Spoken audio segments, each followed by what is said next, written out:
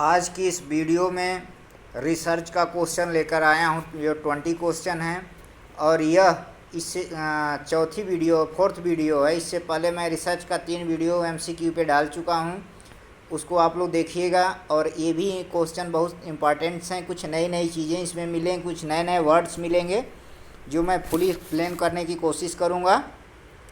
तो question number 41 है, finding that 2 or more events, bracket में वेरिएबल्स है, आर लिंक टुगेदर। कहा है कि 2 या 2 से अधिक जो वेरिएबल्स होते हैं एक दूसरे से लिंक होते हैं, यानी एक दूसरे से लिंक होते हैं। Does not prove that 1 events, यानी कि यह साबित नहीं करता कि एक घटना है। निम्नलिखित में से निकालना है, छांटना है कि 2 या 2 से अधिक वेरिएबल एक दूसरे से लिंक्ड होते हैं, लेकिन यह साबित नहीं करता कि यह एक घटना है। तो क्वेश्चन नंबर 41 में ऑप्शन नंबर ए है कॉज द अदर। तो option number A is right, cause the other यानी दूसरों का कारण। बी है डिफाइन द अदर, यानी डिफाइंस द अदर, दूसरे को डिफाइन करना।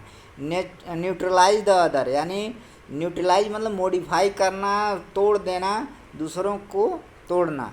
डी है is the powerful of the other. तो क्वेश्चन नंबर 42 है, the constituent units of A specifically defined population share, यानी कहा है कि एक विशेष रूप से परिभाषित आबादी में हिस्सेदारियों के घटक इकाई है। तो इसमें ऑप्शन नंबर ए है सेवरल कैरेक्टरिस्टिक्स, और बी है ऑल कैरेक्टरिस्टिक्स, सी है एटलीस्ट 1 कैरेक्टरिस्टिक्स, डी है एनी नंबर ऑफ कैरेक्टरिस्टिक्स। यानी ए में कहा है कि सेवरल माने ज़्यादातर विशेषताएं, बी में है सभी विशेषताएं, सी में है एटलीस्ट 1 कैरेक्टरिस्टिक केवल कम से कम एक विशेषता, और डी है एनी नंबर ऑफ कैरेक्टरिस्टिक किसी भी नंबर की विशेषता, कितनों भी विशेषताएं। तो ऑप्शन नंबर इसमें सी है एटलीस्ट 1 कैरेक्टरिस्टिक्स। क्वेश्चन नंबर 43 है, क्वेश्चन नंबर 43 की बात करते हैं। A population from which sample are taken may be big या स्मॉल डिपेंडिंग अपॉन। इसमें कहा है कि a population from which sample taken may be big या स्मॉल डिपेंडिंग अपॉन, यानी कि एक पॉपुलेशन से जो सैंपल लिया जाता है वह छोटा सैंपल या बड़ा सैंपल होता है, वह किस पे आधारित होता है, डिपेंड होता है। किसी पॉपुलेशन से सैंपल को लेना वह छोटा भी हो सकता है और बड़ा भी हो सकता है, वह किस पे आधारित होता है। तो ऑप्शन नंबर ए है geographical area is spread over, यानी जियोग्राफिकल एरिया का मतलब भौगोलिक एरिया जो चारों तरफ फैली है उस पर आधारित होता है। B demographic fluctuation in the area, यानी जनसंख्या संबंधी उतार चढ़ाव, उस एरिया में जनसंख्या संबंधी घटना बढ़ना, इस पर आधारित होता है। और सी है कैरेक्टरिस्टिक ट्रेट दैट कंसीडर्ड, विशेषता गुण जो सोच विचार किए जा सकते हैं। और डी है the balance of birth and death over time. तो 43 का ऑप्शन नंबर सी सही है, 43 का ऑप्शन नंबर सी सही है, यानी कैरेक्टरिस्टिक विशेषता गुण और उसकी जो सोच विचार होती है, गुण और विशेषता को विचार किया जाता है। क्वेश्चन नंबर 44 है, ये टेक्निकली माने तकनीकी रूप से, technically research do not make observation on population but, तकनीकी रूप से researcher do not make observation on population, तकनीकी रूप से रिसर्चर जो होता है पॉपुलेशन पे ऑब्जर्वेशन नहीं करता, लेकिन samples systemically taken from population, option number 44 का यही सही होगा। यानी कि कहा है कि रिसर्चर तकनीकी रूप से ऑब्जर्व नहीं करता है, लेकिन क्या करता है, सैंपल को जो होता है सिस्टमेटिकली पॉपुलेशन से लेता है, यानी जनसंख्या से सैंपल को सिस्टमेटिकली लेता है। बी है इंडिविजुअल दैट कम अक्रॉस, तो क्वेश्चन नंबर 44 का ये सही है। अब question number 45, in which science, question number 45 है, in science and research fact leading to the formulation of theory and regard as, यानी कि विज्ञान और अनुसंधान तथ्यों में सिद्धांतों के निर्माण के लिए अग्रणी रूप से माना जाता है। तो 44 ऑप्शन नंबर ए है गोस्पेल ट्रूथ। गोस्पेल ट्रूथ का मतलब होता है पूर्ण सत्य।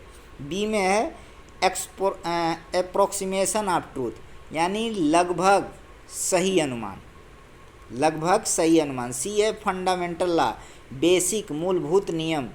और डी है इरेफ्यूटेबल नोशन, यानी विवादास्पद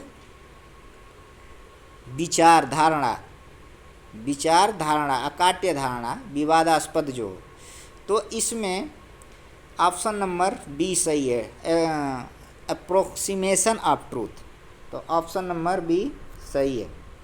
क्वेश्चन नंबर 46 कहा है कि which of the following is considered A sampling frame, यानी निम्नलिखित में से कौन सा एक सैम्पलिंग स्वरूप है, निम्नलिखित में से कौन सा एक सैम्पलिंग का स्वरूप है।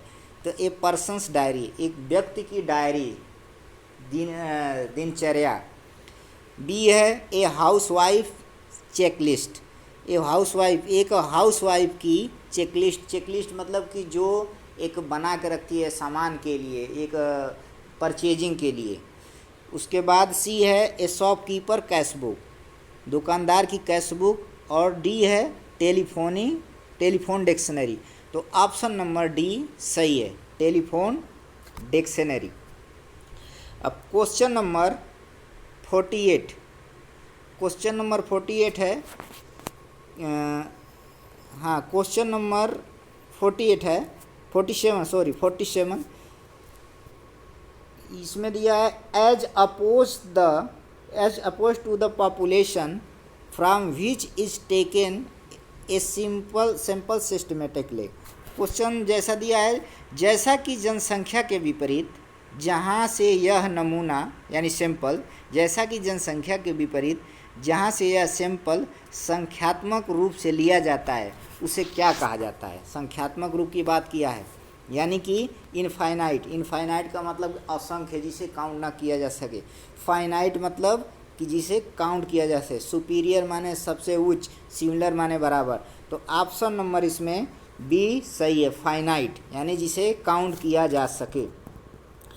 क्वेश्चन नंबर 48 है the final test of science, the final test of science lies in its tremendous potential to, यानी कि कहा है कि विज्ञान की अंतिम परीक्षा में, the final test of science lies it is tremendous potential, विज्ञान की अंतिम परीक्षा में इसकी प्रबल संभावना है।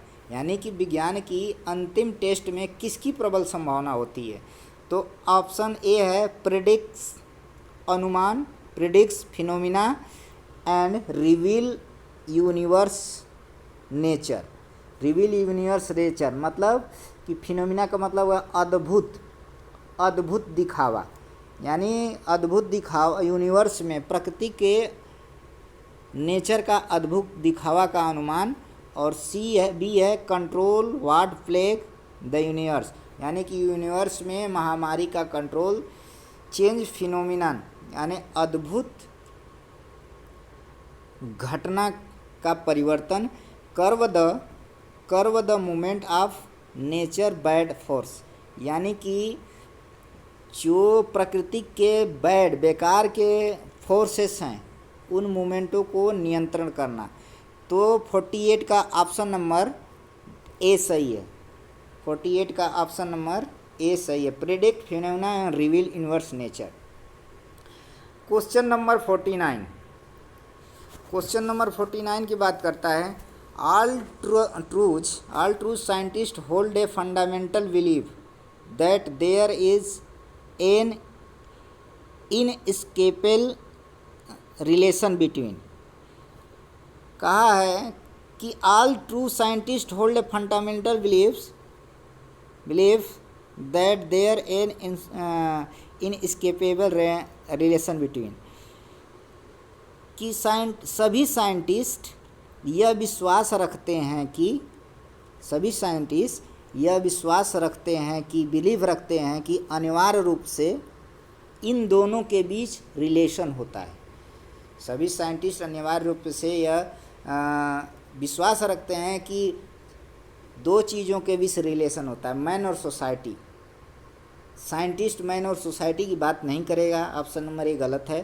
बी, जब भी बात करेगा साइंटिस्ट काज और इफेक्ट की, किस कारण कैसा प्रभाव पड़ रहा है, तो ऑप्शन नंबर बी सही है।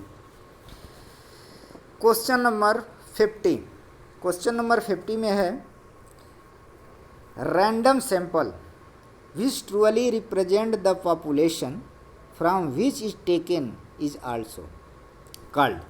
कहा है कि रैंडम सैंपलिंग जो कि ट्रूअली सत्य रूप से सत्यता है कि रैंडम सैंपलिंग पॉपुलेशन को रिप्रेजेंट करता है, इसे क्या बोलते हैं? रैंडम सिंपल सैंपलिंग का दूसरा नाम पूछ दिया है, इसमें क्या बोलते हैं? तो chance sample, option number A ही सही है, चांस सैंपल। रैंडम सैंपल को भी चांस सैंपल भी बोलते हैं।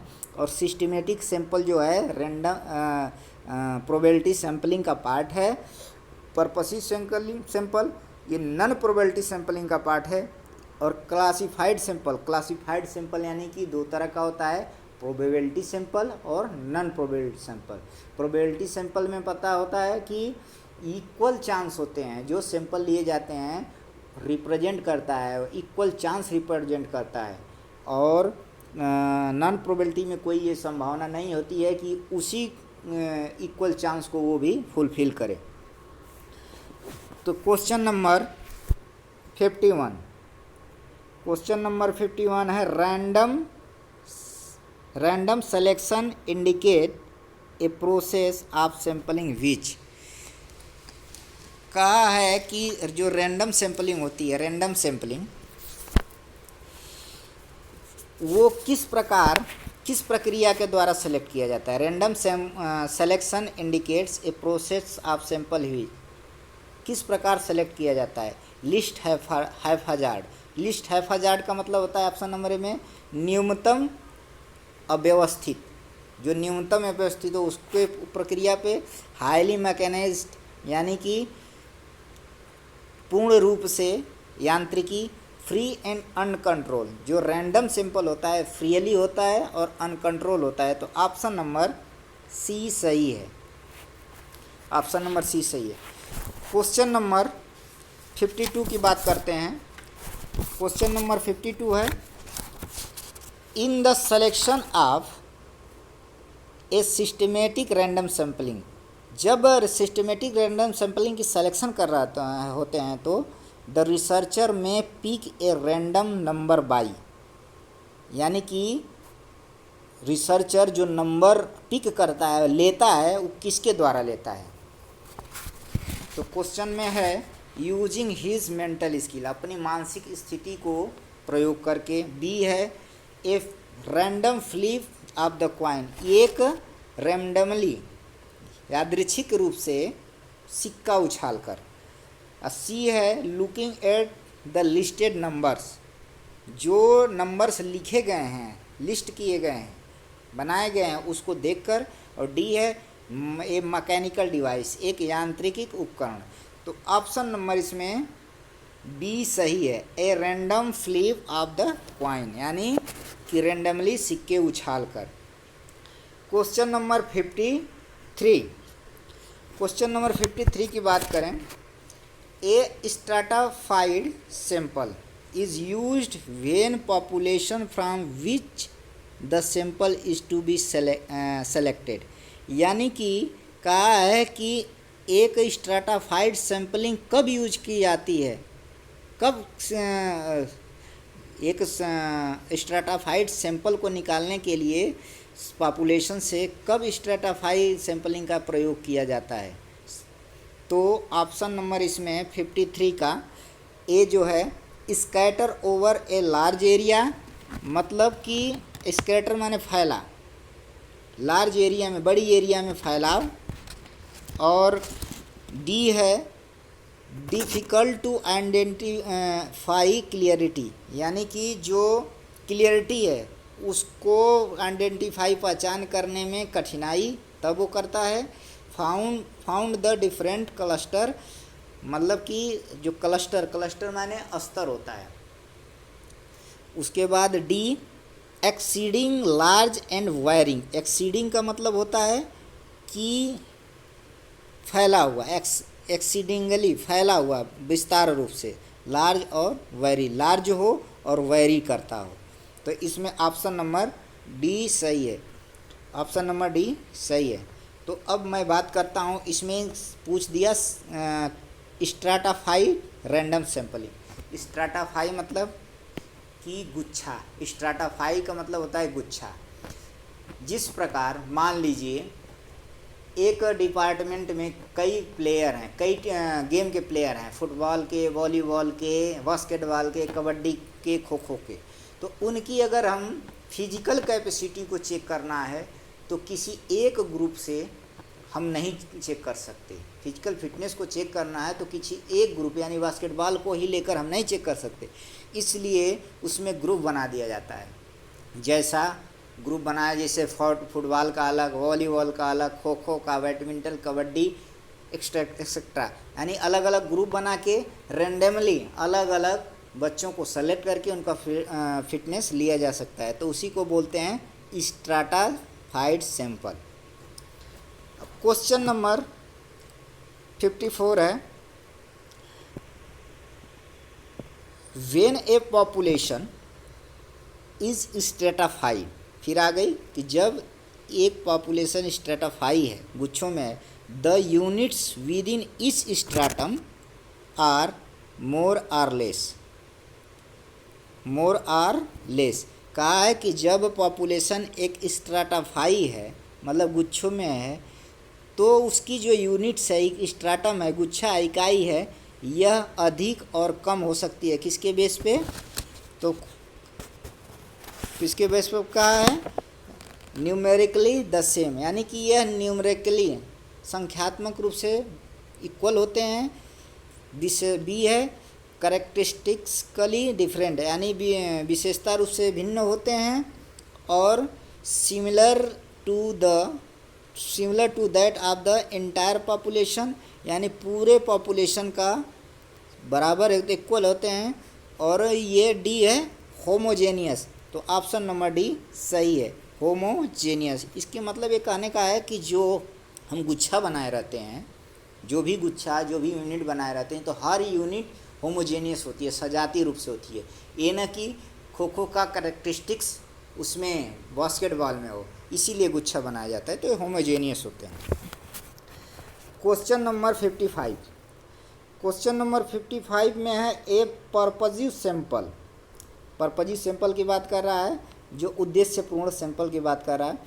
ए purposive sample is non probability sample because it is, एक purposive sample non probability sampling है, लेकिन क्योंकि यह selected without using any selection process, यानी यह कोई बिना प्रोसेस का, कोई प्रोसेस सेलेक्ट किए ही प्रयोग की जाती है।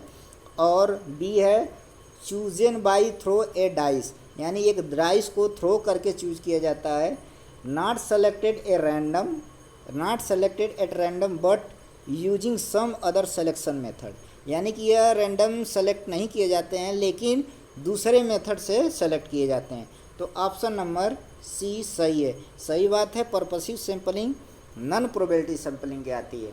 और जो रैंडम की बात किया है इसमें, ये रैंडम की, तो रैंडम जो रैंडम सैम्पलिंग, प्रोबेबिलिटी सैम्पलिंग की बात आती है, इसलिए ऑप्शन नंबर सी सही है। क्वेश्चन नंबर 56, क्वेश्चन नंबर 56 में the best example of convenience sample is an, यानी कि सुविधाजनक सैंपल का बेस्ट उदाहरण है। सुविधाजनक, कन्वीनियंस माने सुविधाजनक बोलते हैं, सुविधाजनक नमूने का बेस्ट उदाहरण है। क्या है? क्राउड इन रैली, अगर कोई रैली है उसमें भीड़ है बहुत ज़्यादा, तो क्या उसका सैंपल अपने सुविधाजनक से ले सकते हैं? नहीं ले सकते हैं। बी है स्कूल बास्केटबॉल है, यानी कि जो स्कूल के बास्केटबॉल के बच्चे हैं वो उनका ले सकते हैं। सी है ऑफिशियल इन वेरियस ऑफिशियल, जो तमाम प्रकार की ऑफिसेज हैं उनके ऑफिशियल्स का। फिर लीडर ऑफ पॉलिटिकल पार्टी, ये भी संभव नहीं है, लेकिन जो सुविधाजनक है, सबसे स्ट्रांग पॉइंट है इसमें, बी सही है। Question number 57 which of the following consideration of little consequence which deciding the size of the sample for the study. जब हम कोई स्टडी करने जाते हैं पॉपुलेशन का, तो निम्नलिखित में से थोड़ी सा, यानी कि जब कोई हम जब साइज ऑफ सैंपल डिसाइड करते हैं, किसी सैंपल की साइज को डिसाइड करते हैं, तो उनमें से थोड़ी सी लिस्ट जो लिखा है इसमें, ये लिस्ट लिखा है, list while consideration the little consequence, जो लिटिल छोटी सी परिस्थितियों का ध्यान रखते हैं, ज़्यादा नहीं, छोटी सी परिस्थितियों पर सोच विचार करते हैं। तो ऑप्शन नंबर ए है होमोजेनिटी इन कॉम्प्लेक्शन, होमोजेनिटी इन कॉम्प्लेक्शन, यानी कि स्वरूप में, वर्ण में सजातीय रूप, यानी वर्ण का, रूपरेखा का थोड़ी सा। तो ऑप्शन नंबर ए सही है।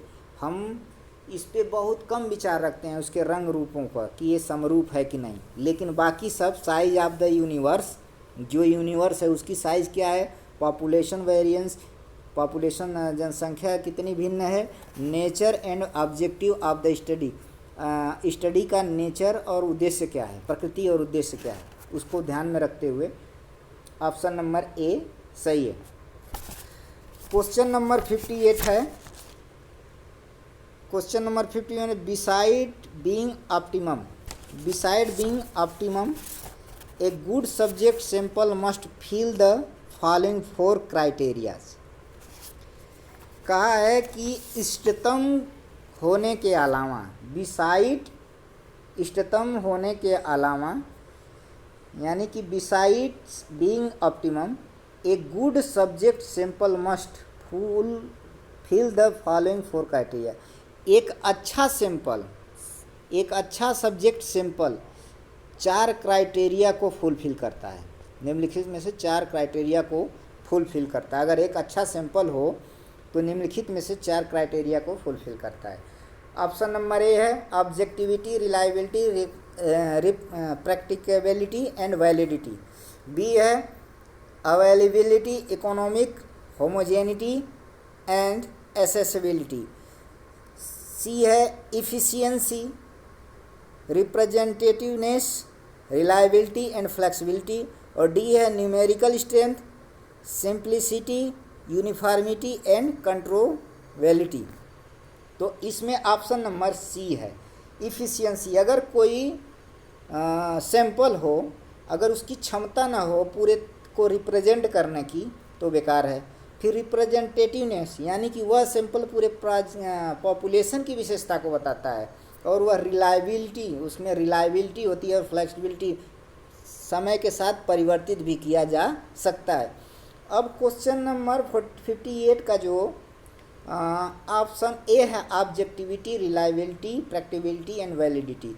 तो इसमें हमको 3 चीज़ है, ऑब्जेक्टिविटी, रिलायबिलिटी और वैलिडिटी। ये टेस्ट में का पार्ट है, तो इसको हम थोड़ा सा एक्सप्लेन कर दें कि ऑब्जेक्टिविटी क्या होती है। कभी कभी क्वेश्चन पूछता है इसको कि जब 2 या 2 से अधिक रिसर्च करने वाला या व्यक्ति या एग्जामिनर किसी व्यक्ति पर सेम टेस्ट से सेम समय में बार बार टेस्ट लें, यानी बार बार टेस्ट लें और उसका स्कोर सेम आए, 2 या 2 से अधिक एग्जामिनर किसी व्यक्ति या वस्तु पर जब टेस्ट लेते हैं सेम कंडीशन सेम परिस्थिति में सेम टेस्ट के द्वारा, तो उसका जो स्कोर आता है सेम आता है, उसको बोलते हैं ऑब्जेक्टिविटी। बट रिलायबिलिटी में थोड़ा चेंज है। जब एक ही एग्जामिनर, कई नहीं, जब एक ही एग्जामिनर किसी व्यक्ति पर टेस्ट लेता है सेम कंडीशन सेम परिस्थिति सेम टेस्ट के द्वारा और उसके स्कोर डिफरेंट आए बट हाई कोरिलेटेड हो, हाई कोरिलेटेड मतलब नियर हो, जो स्कोर आ रहे हैं पास पास हों, उसको बोलते हैं रिलायबिलिटी। वैलिडिटी क्या है कि जो टेस्ट बनाया गया है अगर उसका सही मेजर कर रहा है तो उसको वैलिड कहते हैं। जिस प्रकार हाइट नापने के लिए एक स्टेडियोमीटर होता है और वह एग्जैक्ट व्यक्ति की हाइट नापता है, इसलिए हाइट नापने के लिए वह टेस्ट, वह इंस्ट्रूमेंट, वह टूल वैलिड है, इसको ही वैलिडिटी बोलते हैं। अब क्वेश्चन नंबर 59 की बात करते हैं और इस वीडियो का यह लास्ट क्वेश्चन है।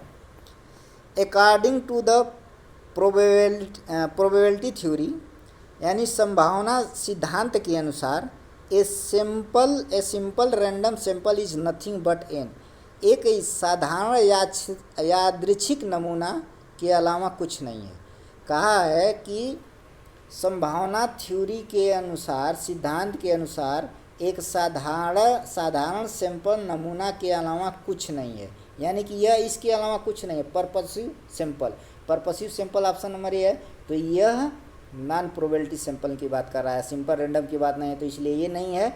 Little replica of the population, प्रतिरूप अनुकृति, जिसे रिप्लिका का मतलब होता है प्रतिरूप अनुकृति, यानी पॉपुलेशन जनसंख्या की छोटी अनुकृति, छोटी प्रतिरूप। और सी है क्लस्टर सैंपल और डी है बाइस्ड सैंपल, माने पक्षपात सैंपल। पक्षपात सैंपल की बात करें तो ये नॉन प्रोबेबिलिटी सैंपलिंग की बात करता है, तो इसमें ऑप्शन नंबर सी है क्लस्टर सैंपल। क्लस्टर सैंपल ही प्रोबेबिलिटी सैंपलिंग की बात करता है, जो इसमें प्रोबेबिलिटी थ्योरी दिया है और रैंडम सिंपल रैंडम दिया है, तो क्लस्टर सैंपल की बात करता है। इस प्रकार मैं आज 20 क्वेश्चंस को कवर किया हूँ और यह अच्छे क्वेश्चन थे रिसर्च के हर सब्जेक्ट के लिए। जो फर्स्ट पेपर होता है, सेकंड पेपर होता है, उसके लिए यह अप्लीकेबल है। इसलिए आप लोग वीडियो को केयरफुली देखिए और लाइक, सब्सक्राइब और शेयर करना मत भूलिए। धन्यवाद।